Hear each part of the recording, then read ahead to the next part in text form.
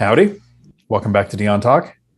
In this deal deep delve, I'm going to be talking with Jack, who purchased a property in 2020 and purchased a property in 2021.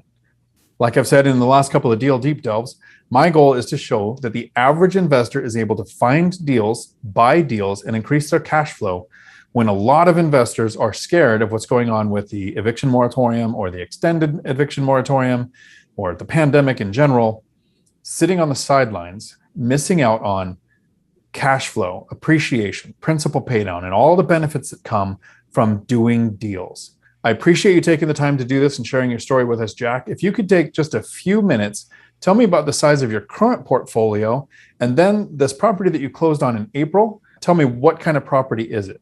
Well, it's a duplex. It's a side-by-side duplex. They both currently rent for $700 a month, which is going to go up here shortly with everything that's happened. The interesting thing is with the state that we're in, Pennsylvania, for any investment property that you put in or you go to buy, you have to put down 35%. So that helps you get equity like right from the very start. Okay, so that gives you a pretty good equity position, makes it a little bit harder to acquire. You know, the barrier to entry is a bit higher. How many total units do you have in your portfolio now? I have 4. They're both duplexes. Okay, so then the one last year and this one were both duplexes and both purchased as investment properties, so you're not house hacking these? Correct. Yeah. Okay.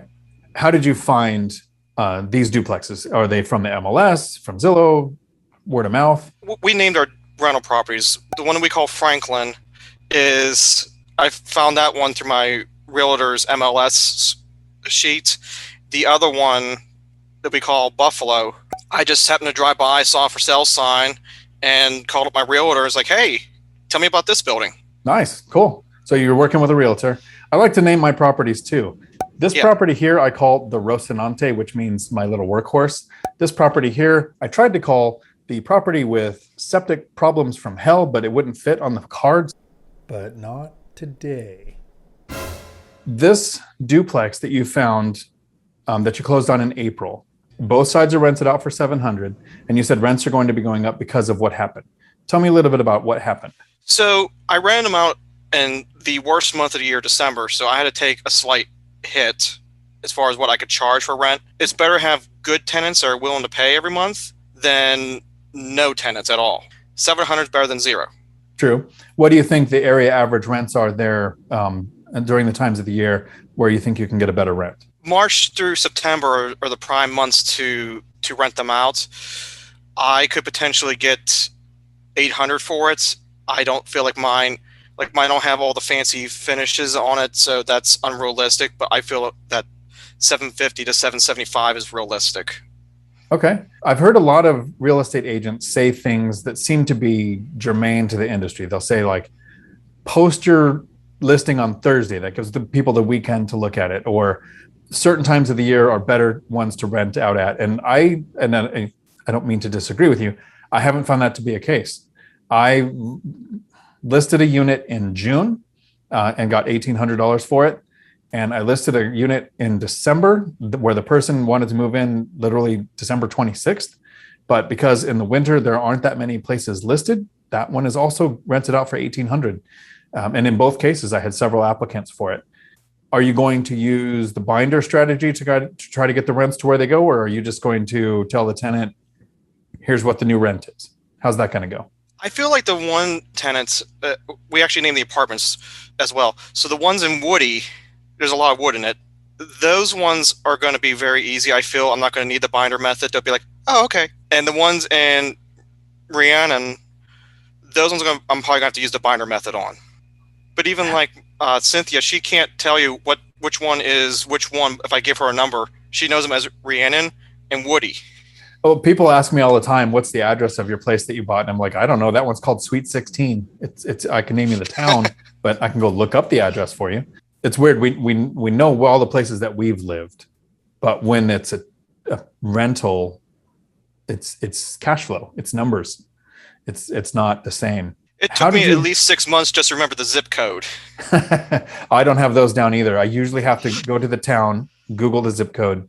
You know, literally, what is the zip code of Lacey, Washington? And it pops up. How did you fund these deals?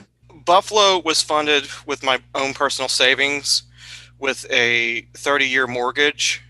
Franklin was funded because towards the end of working on Buffalo, I was starting to dwindle on cash, and I wasn't going to be able to get them rented in time. So I pulled a loan on my 401k the same day I saw Franklin. That way there wasn't any conflict of, hey, have you pulled money out recently? Or, since you've applied from the loan officer. I just went through the process of pulling a loan out of my 401k, and then I already had the down payment if I decide to purchase it. And that's what funded over half of that one. And then I used some personal savings. That one already had tenants in it. So literally Franklin at that time was paying for the 401k loan itself and Buffalo Street. Awesome. So that's one of the things that happens with the income snowball is figuring out where the money is going to come from and how each cash flowing asset makes it easier to acquire the next one. Sometimes it's from the cash flow from the asset. Sometimes it's from the appreciation that you can tap into with a HELOC or a refinance later. And the same thing with your 401k. As much as I'm kind of anti-retirement accounts, because I think the average person is capable of reaching financial freedom in 10 years or less without having to invest for when they're 59 and a half. But it can be used as a reserve. So without having to take the money out, you can show a lender, I have this much money in my retirement account. 50% of that by most lenders will count as a reserve. You can take loans out against it to do what you did to grow your portfolio. So how does the cash flow look on, and I don't have the names straight in my head yet, but on the one that you closed on in April? $740 a month for both units. Okay, so is that the rent coming in, or that's the profit at the end of the month? That's the profit at the end of the month. Awesome. So I'm sure to get the return, I could do the math quickly. How much did you put down on it? I put down $27,965. Okay, so you spent a little over $27,000 to put down. You're cash flowing a little over $700 a month. This is like a 30% cash on cash return. That's not terrible. And I shoot for a 10% cash on cash return. I'm kind of doing these numbers in my head really quick, so I could be off, but I'm sure that the people who like to attack me in the comments will put down the actual return down there when they do the math, which is totally fine. Call me out on it when I make a mistake. And in this deal, was there anything that you learned that you think will make it easier to get the next property? Don't jump into just picking a tenant. I had someone by word of mouth say, hey, I have a friend is looking for a place. They're a really great person. We now call this person Crazy Tenant. They were there for 4 months. After they left, had to stick about $6,000 into a brand new renovated place to get it back up and going. On top of what I already had to do, because when I purchased it, I had to stick about $10,000 in it to begin with. So that was additional money I had to come up out of nowhere, which then led into me purchasing Franklin. So that was something I learned early on too. When I first started doing this, I don't know what it is, but something in our minds when we're just starting out as an investor, something in our brain doesn't see us as a real landlord yet. And a real landlord screens tenants, has the tenant fill out an application to get a credit report and a background check and an eviction check, advertises and chooses between different tenants. I do that now. And I use apartments.com. You made this video on screening tenants and how important that is, because that tenant flip, the cash flow loss is, in my opinion, I think one of the main reasons why people quit investing in real estate. I was going to say, and I was at that point several times. I work night shifts, so like my hours are really weird. But when you wake up, when you get off of work at 6 a.m. and you're at the rental property from 11:30 on your day off, 11:30 a.m., and you're just finishing up at 5:30 a.m. and you're so tired and beat that you're sleeping on the floor, and you're doing that on every single day off you have, it gets a little bit like, why am I doing this to myself? It's where the burnout comes from. And it's why it's so important for investors to get systems in place. One of the things that I like the most about BiggerPockets is when I did my episode, they called it the lazy person's guide to investing, because lazy translates as busy. And when you're working a weird schedule, trying to find sleep, when you're first starting out, you want to do it all yourself to save money. But when you find out that if you have a couple of handymen that you can call. And there's a Thumbtack app to find contractors. And screening tenants eliminates a lot of the nuisance calls that aren't really important, or noise complaints, or tenant flips. That the amount of work it actually takes to manage your properties is a lot smaller. With 16 units now, I average about 2 hours a month. When I first started, I was 10 plus hours a week. Like, it's totally different now, which makes me want to buy more units. And so from that, it sounds like you've learned that you need to get your systems in place to make it easier for you, so that you're motivated to buy the next place. Yeah, and that's something I'm still working on now, because my problem is I can't find good handyman. So that would be a good place for us to put a tip in here. Here's how I find them. Local REI meetups and local REI Facebook groups. Usually handymen, handy people, are in those groups or at those meetups looking for investors that need work done. And when you're there, you get a face-to-face review from other investors on what that person's work is like. I don't know if you've tried that yet, but that's a suggestion that I'm giving to everybody watching now. Yeah, I actually never thought of that. I usually go there to talk to lenders and wholesalers and that kind of stuff. I actually never thought to go there, look at handyman, because they don't have a booth. And so maybe not the official ones where they do a booth, but when a local REI meetup group, like next Tuesday here in Tacoma Phi Group is having a meetup where we're all going to go to a restaurant and sit and talk. It's not sponsored. Nobody's paying for everything. It's just local investors who want to network. And that's the place where I'm telling my handyman, hey, you should go there, because that's where the people are that need the work done. Same thing with lenders. They are at those events because that's where the investors are. So maybe a more casual setting than what it seems like. We're using the word REI meetup maybe in different ways. So if anybody has questions and they want to reach out to ask you how these deals went or how you did your lending, how can they get a hold of you?